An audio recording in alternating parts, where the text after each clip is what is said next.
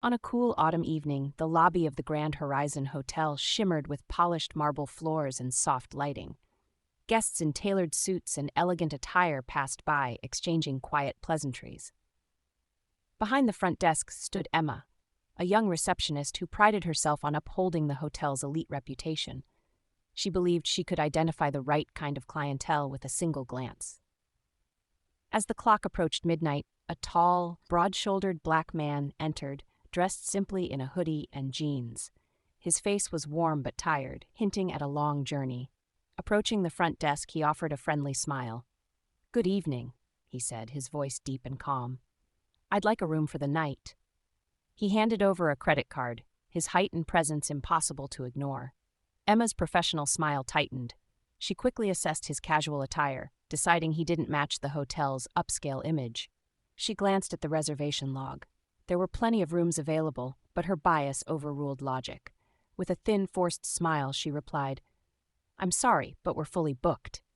The man frowned slightly, looking around the nearly empty lobby. "Are you sure?" he asked, his voice measured. "I'm willing to pay any rate." Emma folded her arms. "I'm sorry, sir. There's nothing I can do. Perhaps you can try another hotel." As if on cue, a well-dressed couple entered. Emma's demeanor shifted instantly. Her smile brightened, her tone warmed, and within minutes she handed them a room key without hesitation. The tall man watched, disappointment flickering in his eyes. He realized this wasn't a misunderstanding, it was prejudice, plain and simple. "Thank you," he said quietly, turning to leave. Outside, the crisp air stung his cheeks. He paused, taking a deep breath. This man wasn't just any traveler. He was Michael "Big Mike" Carter, a retired sports legend and successful entrepreneur with a keen eye for investments. The Grand Horizon Hotel had been on his radar for months. Tonight's experience solidified his decision. Later that night, Michael made a series of calls to his financial advisor and legal team. By morning, the acquisition of the struggling hotel chain was finalized. Michael Carter was now the owner of the Grand Horizon Hotel. The next afternoon, Michael returned, now dressed in a tailored suit. His confident stride and towering presence turned heads. Inside, staff bustled as usual, but tension simmered as some recognized him from the night before. Emma spotted him and froze, her face pale as she remembered turning him away. Michael approached the front desk with calm authority. "Good afternoon," he said. "My name is Michael Carter, and as of this morning, I'm the new owner of the Grand Horizon Hotel." A hush fell over the lobby. Emma's breath caught and her hands trembled. "You, the owner?" she stammered. Michael nodded. "That's right. Last night I tried to check in, but you said there were no rooms available, even though I watched you give one to someone else. I'd like to know why." Emma's mind raced, her cheeks burning. She mumbled an apology, unable to offer an excuse that wouldn't reveal her bias.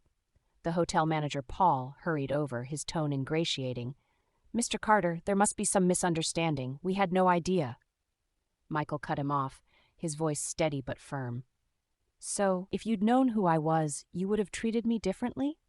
That's exactly the problem." Paul swallowed hard, struggling for words. Michael turned to address the entire lobby. "I won't tolerate discrimination in this hotel. Every guest deserves respect, regardless of their appearance, background, or attire. Last night, I was turned away. Today, I'm here to ensure no one else experiences the same." Turning back to Emma, he continued, "You refused me service, but I believe in second chances. If you're willing to learn and treat all guests equally, you can stay. If not, this isn't the place for you." Emma's eyes filled with tears. "I'm sorry," she whispered. "I'll do better." Satisfied, Michael nodded. He then addressed Paul. "As for management, changes are coming. You and the staff will undergo training on bias and customer service. This hotel will be known for inclusivity, not exclusion." In the following weeks, Michael implemented sweeping changes. Training sessions led by diversity and hospitality experts transformed the staff's attitudes. The hotel's branding softened, promoting a welcoming atmosphere for all. Emma attended every session, determined to make amends. She learned about unconscious bias and the value of treating everyone with genuine warmth. Word spread about Michael's ownership, attracting guests from all walks of life. Journalists sought interviews, but Michael kept a low profile, letting actions speak louder than words. One evening, Michael observed Emma warmly checking in a casually dressed family. Her demeanor was free of the judgment she once displayed. After they left, Michael approached her. "Mr. Carter," Emma said, her smile now genuine. "Thank you for giving me another chance. I've learned so much." Michael nodded. "I knew you could. That's what this place is about. Learning, growing, and treating people right." As the Grand Horizon Hotel thrived, profits rose alongside guest satisfaction. The once elitist reputation was replaced with one of warmth and inclusivity. One morning, Michael received a note from a guest.